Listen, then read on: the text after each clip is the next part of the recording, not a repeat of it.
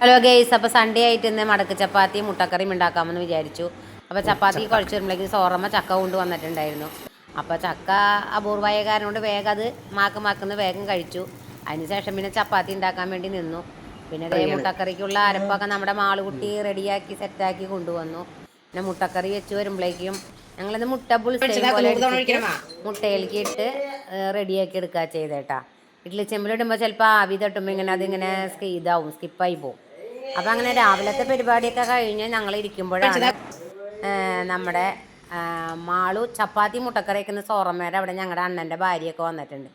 അപ്പോൾ അവർക്ക് കൊണ്ടു കൊടുത്ത് അങ്ങനെ തിരിച്ചു വരുമ്പോഴേക്കും നമ്മുടെ സുട്ടക്കയും ഷക്കീലക്കയും ജാസ്മി പെരുമിയൊക്കെ വന്നിട്ടുണ്ടായിരുന്നു. പിന്നെ അവരൊക്കെ ആയിട്ട് ഭയങ്കര എൻ്റെ മതിനിയും സപ്പുക്കുട്ടും എല്ലാവരും ഉണ്ടായിരുന്നു.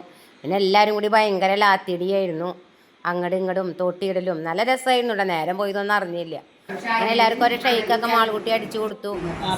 പിന്നെ അതേ നമ്മുടെ ഷക്കീലൊക്കെ പള്ളിക്ക് പോയിട്ട് കുറേ നേരത്തെയൊക്കെ കൊണ്ടുവന്നിട്ടുണ്ടായിരുന്നു. അതിൻ്റെ ഇടയിലാണ് നമ്മുടെ ഇസലും സഹലിൻ്റെ മൗത്ത് പള്ളിയിൽ പോയിട്ട് നമ്മുടെ അനുക്കൂട്ടം പോയി കൊണ്ടുവരാൻ നേരം വൈകിപ്പോൾ ഞങ്ങൾക്ക് പേടിയായി. പിന്നെ ഞങ്ങൾ വണ്ടി എടുത്ത് ഞങ്ങൾ മൂന്നാളും കൂടി നിന്ന നിപ്പിലെ വേഗം അവരെ കൊണ്ടുവരാൻ വേണ്ടി പോകുമ്പോഴേക്കും പിന്നെ നമ്മുടെ അബുക്കുട്ടൻ തിരിച്ച് അവരെ കൊണ്ടുവന്നു. ഞങ്ങൾ പള്ളിയിൽ വെറുതെ ഒന്ന് പോയിന്ന് മാത്രം. എന്താണ് അംഗനവാടി പോവാണ്ടിരുന്നത്? പനി ചുമയായിരുന്നു.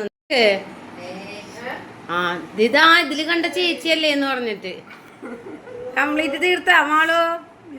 ഓ, എല്ലിനെങ്കിലും വെറുതെ എന്റെ മാളു വന്നിരിക്കണേ.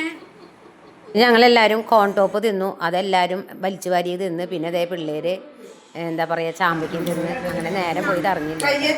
അപ്പോൾ എല്ലാവരും സബ്സ്ക്രൈബ് ചെയ്യുക, ലൈക്ക് ചെയ്യുക, കമൻറ്റ് ചെയ്യുക. Okay, tata, bye bye. അവർ പാടിയില്ലേക്കാ.